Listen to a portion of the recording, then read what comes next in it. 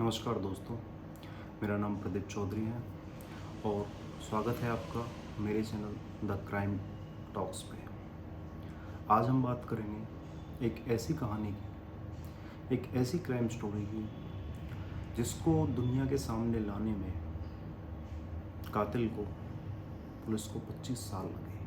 और ये कहानी उस एग्ज़ाम्पल पे खरी उतरती है जिसमें कहा जाता है कि पुलिस अगर खोजने पे आए तो गड़े मुर्दे से भी जुर्म हंगवा देती है, गड़े मुर्दे भी उखाड़ लेके देती है और वो भी कोर्ट में गवाही देता है। ये कहानी ठीक वैसी है। ये कहानी जिसमें लगभग 25 साल हो चुके हैं और अब सितंबर में कातिल को पकड़ा गया है। ये कहानी जो 24 सालों से बंद थी और 1 साल पहले एक पुलिस ऑफिसर उस पुलिस स्टेशन में आता है जो कंसर्न पुलिस स्टेशन था, और वो जो पुराने केसेस जो कभी क्लोज नहीं हुए उनको उठा के, जिसमें कातिल पकड़े नहीं गए, उनको उठा के वो दोबारा से इंक्वायरी करते हैं। और उसमें उनके हाथ एक फाइल लगती है किशन लाल की। किशन लाल जिसका murder Delhi Okhla industrial area में हुआ था। जो हस्बैंड था उसका नाम था किशन लाल और जो उसकी वाइफ थी वो थी सुनीता। अब होता क्या है कि एक हंसी खुशी परिवार रह रहा था यहाँ पे, और एक दिन अचानक पता लगता है, सुबह, ये वाक़या है 4 फरवरी 1997 का, और सुनीता प्रेग्नेंट थी। ये बस 2 मियाँ बीवी यहाँ पे रहते थे। एक इनका पड़ोसी था यहाँ पे जिसका नाम था रामू। अब होता क्या है, ये जो सारी कहानी है, ये कहानी है 1997 की 4 फरवरी। होता क्या है कि 4 फरवरी की सुबह जब सुनीता को कहीं से खबर मिलती है कि किशन लाल का खून हो चुका है, जब वो जाके देखते हैं तो किशन लाल चाकुओं से उसको गोद रखा था और उसकी डेड बॉडी मिलती है आसपास में। अब पता लगाया जाता है कि ये कहाँ थे, किसके साथ थे रात। तो पता लगता है कि वहीं पड़ोस में रहने वाले रामू ने कल एक पार्टी दी थी रात, जिसमें किशन लाल को उसके साथ देखा गया। और किशन लाल उसके बाद किसी ने नहीं देखा, तो सीधा सीधा सभी लोगों का जो है रामू के ऊपर गया। अब वहाँ पे पुलिस आती है, इन्फॉर्म कर देते हैं जैसे पड़ोस के। पुलिस का परिवार का सबसे पहले शक जो जाता है वो रामू के ऊपर जाता है। अब रामू को परिवार के द्वारा, पुलिस के द्वारा आसपास बस्ती में ढूंढा जाता है, वो कहीं नहीं मिलता। धीरे धीरे 5 दिन हो जाते हैं, 7 दिन हो जाते हैं, महीना हो जाता है, साल हो जाता है। अब होता क्या है कि रामू को ढूंढते ढूंढते कई साल बीत जाते हैं, रामू को कुछ पता नहीं लगता। अब ये कहानी फाइलों में, ये जो भी वाक़या था, जो घटना थी, ये फाइलों में बंद होके रह गई। कोर्ट में पुलिस जाती है, उसके खिलाफ जो भी एप्लीकेशन थी, पुलिस की रिपोर्ट थी, वो वहाँ पे सब सबमिट होती है। कोर्ट के द्वारा उसको भगोड़ा साबित कर दिया जाता है रामू को, लेकिन रामू पुलिस के हाथ नहीं आता। और धीरे धीरे इन बातों को सालों साल होते चले जाते हैं। अब जब अदालत ने रामू को भगोड़ा साबित कर दिया, उधर सुनीता भी कहीं ना कहीं इंसाफ की गुहार लगा के बैठी थी पुलिस से। वो हर समय पुलिस वालों के चक्कर लगाती रहती, उनसे गुहार करती इंसाफ की। कहीं ना कहीं पुलिस वाले भी उसको ढूंढ ढूंढ के इस केस में कहीं ना कहीं वो भी थक चुके थे। और इधर सुनीता पे, जो सुनीता प्रेग्नेंट थी मर्डर के टाइम, उस पर भी बेबी हुआ था, वो उस पर भी बच्चा हुआ। उसके बाद सुनीता ने भी कुछ कम कर दिया पुलिस के पास जाना, और उसने ये मान लिया कहीं ना कहीं कि शायद मेरी किस्मत में इंसाफ है ही नहीं। अब होता क्या है कि Okhla industrial area police station में इधर साल 2021 आ चुका है, और यहाँ पे जो नए ऑफिसर की ड्यूटी लगती है, वो एक टीम बनाते हैं अपनी, कि जो भी जितने पुराने केसेस हैं उनकी फाइलों को वो निकलवाते हैं। अब जो सुनीता का बच्चा हुआ था वो भी जवान हो गया था, वो भी चाहता था कि उसके पापा के कातिल कभी ना कभी पकड़े जाएं। इधर पुलिस ने अपनी टीम बनाई। तो जब वो फाइलों को निकाल रहे थे तो उनके हाथ एक फ़ाइल लगती है। वो फाइल थी किशन लाल की, जिसमें रामू के खिलाफ उनको भगोड़ा वाले पेपर मिल जाते हैं। अब होता क्या है, पुलिस उस केस को पकड़ लेती है और उस केस को खोल के उसमें इंफॉर्मेशन लेके, अब पुलिस के पास सबसे पहला काम था विक्टिम को ढूंढना, मीन्स उसकी वाइफ को, सुनीता को। तो पुलिस अपनी टीम भेजती है इंडस्ट्रियल एरिया में, जैसे तैसे जो एड्रेस था पुलिस का उसके पास, उनके पास एड्रेस पे जाके पुलिस पहुंचती है। सुनीता उनको मिल जाती है। तो पुलिस सुनीता से पूछती है कि आपके पास कोई अपडेट आया या कुछ पता लगा आपको नया 24 सालों में। सुनीता उनको बताती है कि ऐसी कोई इन्फॉर्मेशन मेरे पास नहीं है और हम तो कहीं ना कहीं भूल भी चुके। अब होता क्या है कि बात ही बातों में सुनीता एक कॉमन फैक्टर निकाल देती है कि जो रामू था उसका एक दोस्त है टिल्लू, और वो यहीं कहीं बस्ती में आसपास रहता है। कुछ पता होगा तो वो ज़रूर आपकी हेल्प कर सकता है। पुलिस के लिए इतना काफ़ी था। पुलिस उसी टाइम टिल्लू के घर पहुंचती है। टिल्लू को पुलिस उठाती है, उससे पूछती है। पूछताछ में टिल्लू बोलता है कि उसने रामू को 24 साल से नहीं देखा, और तब तफ्तीश की जाती है तो कहीं ना कहीं पता लगता है कि टिल्लू सच बोल रहा है, उसने सच में रामू को नहीं देखा। अब होता क्या है, पुलिस के हाथ फिर खाली हो गए। पुलिस फिर परेशान कि जहाँ से शुरू किया था फिर वहीं खड़े हो गए। लेकिन पुलिस की टीम ने हार नहीं मानी। पुलिस की टीम कहीं ना कहीं फिर सुनीता के पास हफ्ते में, 2 दिन में, 4 दिन में जाती, पूछताछ करती, धीरे धीरे छोटी छोटी बातों पे बात करती। तो कहीं ना कहीं सुनीता को याद आता है कि मैं आपको एक क्लू दे सकती हूँ कि जो रामू है उसका एक भाई दिल्ली में एक इलाका है तुगलकाबाद, वहाँ पे अपनी पत्नी के साथ रहता है। पुलिस के चेहरे पे रौनक लौट आई। अब पुलिस की टीम तुगलकाबाद पहुँचती है सारे स्केच लेके कि रामू अगर मिलता है तो वो कैसा दिखता हो 24 साल बाद। पुलिस की टीम सादी वर्दी में तुगलकाबाद पहुँचती है और वहाँ जाके पता करती है बस्ती में इधर उधर।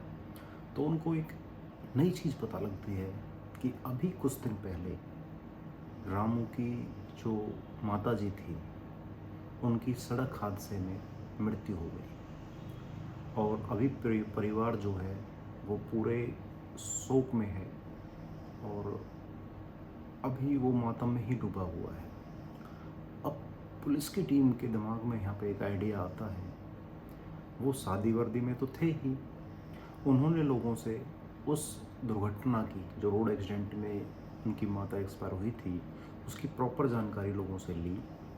उसके बाद पुलिस पहुंचती है रामू के भाई के घर और उसको बताती है कि वो लोग बीमा कंपनी से आए हैं, जो सड़क दुर्घटना में उनकी माता जी की मृत्यु हुई है उसका जो मुआवजा है उसके लिए वो मिलने आए हैं, और सरकार दुर्घटना में जो लोगों की मृत्यु होती है उनको मुआवजा देती है, उसकी तफ्तीश के लिए वो लोग घर आए। इन बातों को सुन के रामू के भाई को भी कोई शक नहीं होता, कैसा भी पुरानी बातें वो भूल ही चुके थे।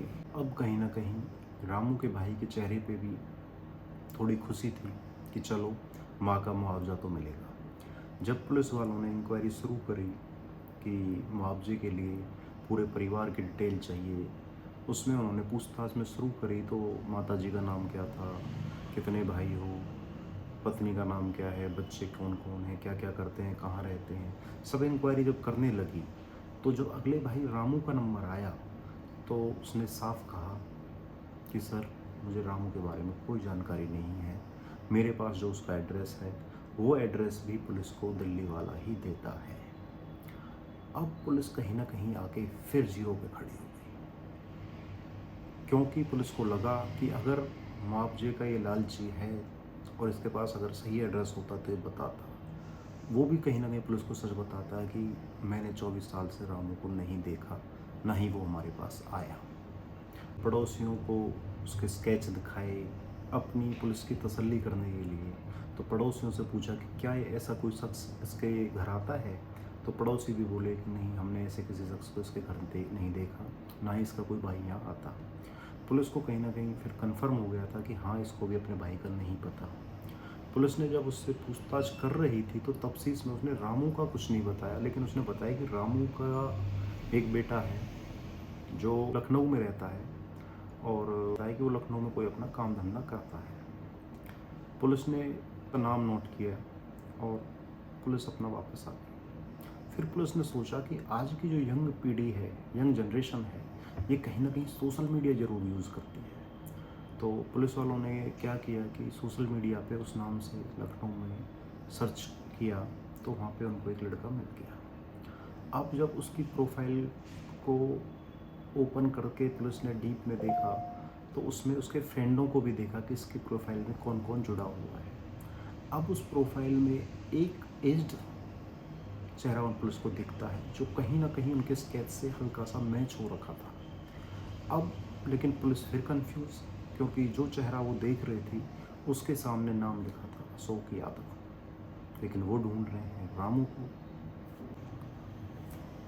अब पुलिस रामू के लड़के का जो एड्रेस था वहाँ पे पहुँचती है, उससे वहाँ मिलती है, उससे जांच पड़ताल वही कहानी शुरू करती है कि हम लोग सरकार की तरफ से आए हैं और आपकी जो दादी एक्सपायर हुई हैं रोड एक्सीडेंट में, उसका बीमा मिलना है, उसका मुआवजा मिलना है।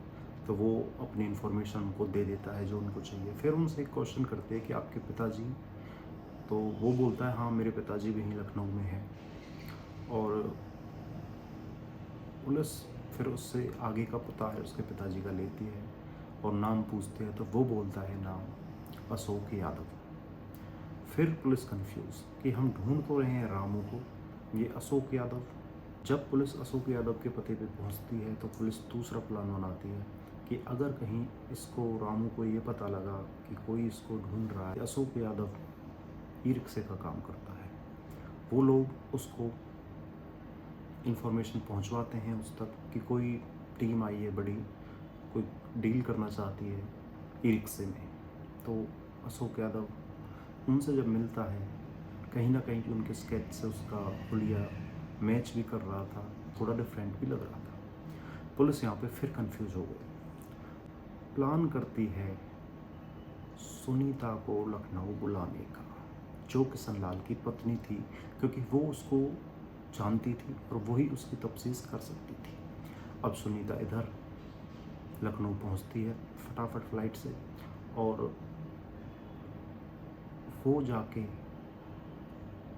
पुलिस वालों के सामने जब खड़ी होती है और अशोक यादव उसके आसपास होता है तो वो बस इतना कहती है कि हाँ साहब, यही है जिसने मेरी ज़िंदगी उजाड़ी है, यही है रामू।